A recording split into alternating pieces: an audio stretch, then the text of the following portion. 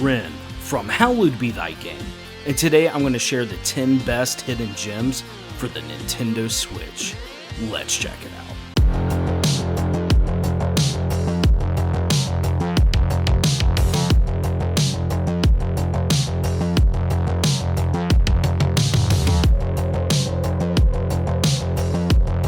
Welcome back to another episode of Hallowed Be Thy Game, and today we have a very special installment.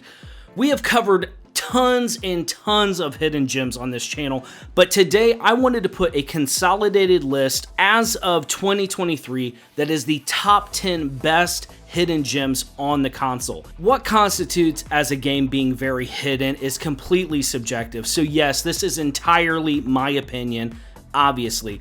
But we're going to be digging a little deeper than just saying The Legend of Heroes is a hidden gem or Project Triangle Strategies is a hidden gem. No, we're going way deeper than that. My goal today is to have a consolidated list of the absolute best of the best. If you only had enough money to purchase a few games, I want to give you what I think's the best the Switch can offer. But if you enjoy the hidden gem content on this channel, you can let me know by liking and subscribing. It may seem like such a little thing to you, but it can truly make a massive difference for this channel. So thank you so much for your support. And without further ado, let's get started. Now, coming in at number 10 is Blacksmith of the Sand Kingdom. I gotta say, I never expected to be a massive fan of like a sim type JRPG. However, this game really made me fall in love with just running the blacksmith shop. But on top of that, you have a lot of fun just putting together this JRPG party and going out and experiencing what I again would liken to like an Atelier PS2 era type game. Truly, Kimco is something that I'm new to, this developer. However, I've really fallen in love with Blacksmith of the Sand Kingdom and Meridian Tavern Story, but I think this one edges it out in quality, and it's a game I never hear anyone talk about. And yes, you can get this one physically as of right now on Amazon. I think it's a great hidden gem that you can pick up, and yes, it's a little bit grindy, but honestly, that's something I'm kind of in the mood for sometimes. But add on top of this some gorgeous pixelated graphics with just a wonderful world to explore, to get to know. There is some jaw-dropping character designs in this. I think it's fantastic. It's got fan service. It's got a lot of fun to be had, and I think this is totally one to not miss out on. Blacksmith of the Sand Kingdom, pick it up. Now at number 9, I'm going to be switching it up quite a bit with genres on this list, and we have a Diablo clone with Remilore. I'm going to go ahead and say it. This is the best Diablo clone on the Switch that isn't like Diablo, for me personally. I have a freaking blast with this. It runs great on Switch. It looks excellent. Essentially take evil Diablo and make it cute waifu material, and that's what you have in Remilore. It plays excellent. It looks gorgeous. It's extremely addictive. There's a lot of replay value in the sense that it's really fun. It's not a terribly long game, and it is essentially like a roguelite where you're going to be having a run of the game and building up to a pretty tough final boss. However, I think it is balanced really well. It's got a good difficulty curve to it, and I think it's absolutely slamming. I believe this was made by Nicalis, and you can get this one physically as well. I think it's a phenomenal game. No one ever talks about this. I think I heard Radical Reggie talk about it many moons ago, but it's a slamming game. I think it's one that anyone who's a fan of the Diablo genre should pick up. Now, coming in at number 8, we have Lost Ruins. I'm going to go ahead and say it. I think this is the best pixel art graphics and lighting on the Nintendo Switch. It's gorgeous, and if you have a Switch OLED, it's slamming. This isn't the longest Metroidvania game, but I think that's excellent. I think a lot of times games lean too heavily on being long, drawn-out experiences. What I really appreciate about this game is that it is a pretty challenging game in spots. However, just the ability to think kind of outside the box when you're fighting enemies and kind of level hazards and what it experiments with, it lands for me. And I think that a mixture of this gorgeous jaw-dropping graphics with just the Metroidvania genre, it hits it out of the park for me personally. I think this is absolutely a total hidden gem, and not a lot of people know about it, and my hope is that we can raise enough awareness about it that we can get a physical option for this on the Switch. I think it would do really well. Look, distributors and publishers, I know you watch this channel. Come on, help us all out here. Now, coming in hot at number 7, we have Evil Tonight. Good God in heaven. This game flies under the radar in a criminal manner. This is a defining game for DYA to me. They are the ones who made this game, and they crushed it. Look, you have a pixelated Resident Evil kind of isometric game. For me, I would explain this to people as Resident Evil on the Super Nintendo. And it sounds freaking excellent. I love it. Just the ambience in this game, the character designs, it is all on point. It's that retro anime, I would say like late 80s aesthetic, but on a Super Nintendo graphics with pixels. It is intoxicating. It plays really well, and this has a lot of replay value, and if you're looking for a harder challenge, it's definitely there with the difficulty options in this game, but there's also some easier modes for those of us who just want to have fun and experience kind of a spooky game. This is excellent for Halloween, but I cannot recommend Evil Tonight enough to people. People need to be playing this game. And now at number 6, I could not forsake my jrpg genre for very long. Y'all know it's my favorite. Undernaughts Labyrinth of Yomi. Look, I know a lot of people are just immediately turned off by first-person dungeon crawlers. Hey, I was there with you too for a long time. However, Labyrinth of Yomi crushes it. I think this is a gold standard for how I want first-person dungeon crawlers to be. You have this ultimate eerie aesthetic where you have this mysterious cavern and mine that's opened up, and you're traversing into this deep, dark, dank underworld.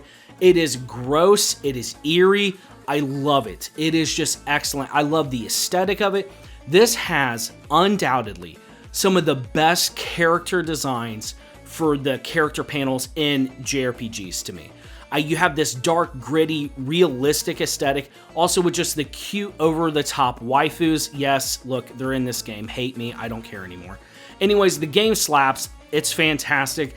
And what I would say, if you're wanting to get into first-person dungeon crawlers, I would check this one out. I think this is a great place to start.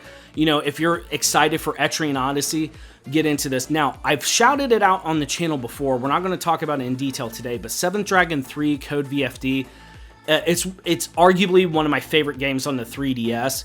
You can make your party, you can choose the way they look and everything.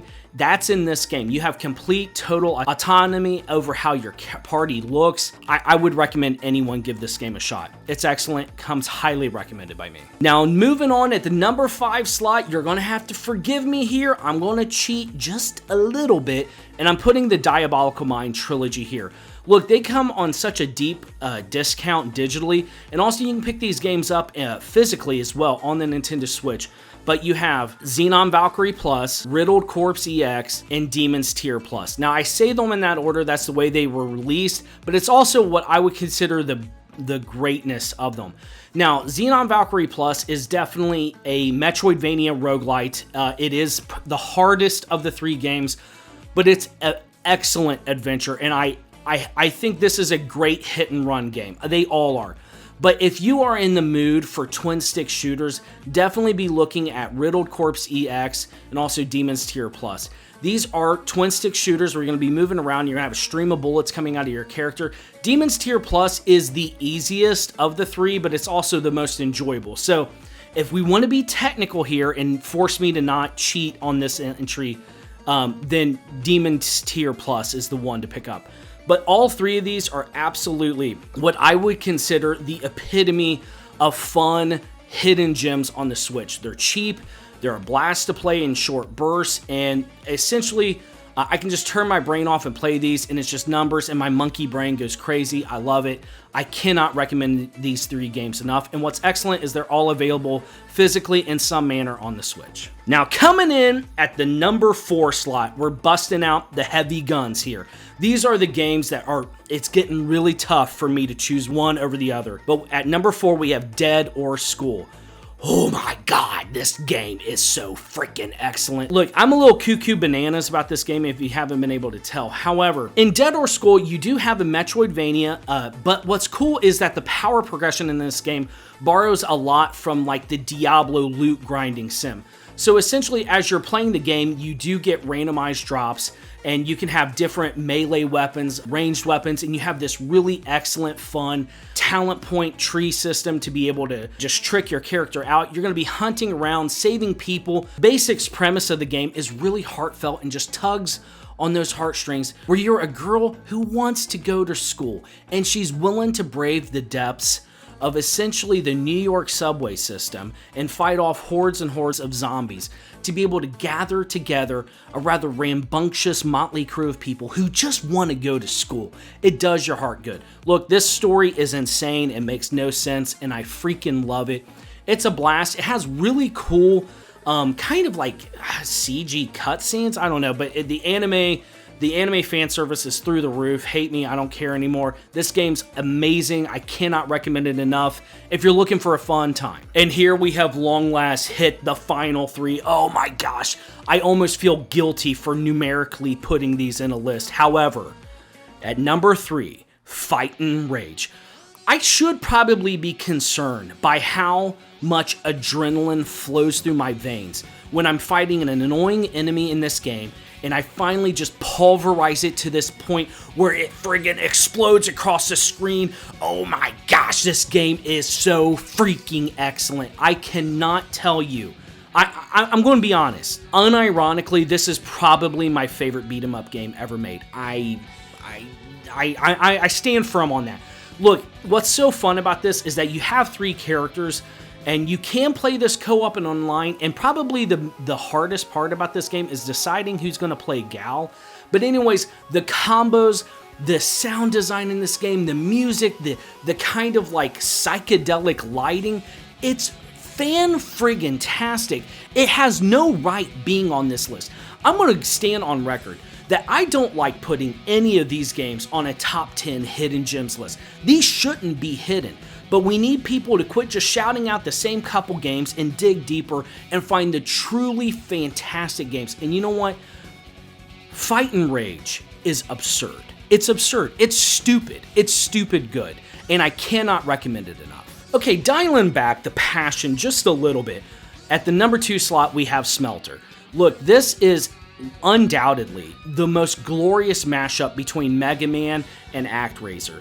Look, what's cool is if you were really put off by the tower defense type gameplay that is incorporated into this, you can't just choose to just skip it entirely and just play this like a Mega Man game.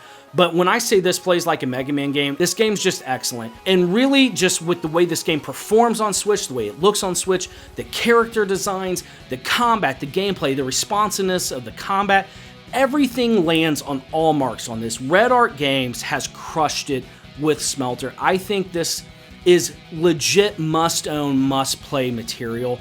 If you only have enough money to just pick up one game, it's really hard for me to just kind of break it down for you between my top 3 games on this list. It's a toughie. But really, Smelter, really ask anyone who's played it. If you don't trust my opinion, ask anyone who's played this game. They're going to tell you how excellent it is too. Flying totally under the radar. You can pre-order this physically right now through Red Art Games. I highly suggest it because I think this game is excellent. You can get the standard edition right now, and I think they're still accepting pre-orders for the collector's edition. Anyways, highest marks for me, Smelter rocks. And coming in at the number 1 slot, what I consider to be the truly most hidden of hidden gems that is banging in every way, shape, or form possible is Sword of the Vagrant. I don't know how else to relate it to you. You should own this game.